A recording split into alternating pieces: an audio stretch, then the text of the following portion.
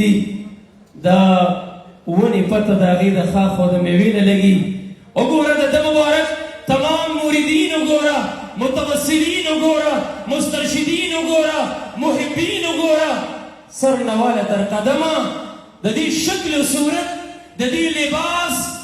د سنت په تله باندې وتله، د شریعت په ترازو باندې وتله، بیا به درته پته ولګي چې دا مبارک د سنتو څومره متبع و. هغه اوه مقامات د متابعت د نبی اکرم صلی الله علیه وسلم چې امام رباني رحمت الله علیه مکتوبات شریف کې مفصل د هغې نه بحث کړی او مبدا و معاد کې هم ذکر کړي، هغه مقامات به هم د ده مبارک په صحبت کې سالکانو ته نصیب کېدله. د هغه مبارک و مجدد د خپل وقتو، کوم چې په حدیث د ترمذي او د ابن ماجه کې راځي ان الله تعالی یبعث علی راس کل 100 من یجدد امر دینها، او کما قال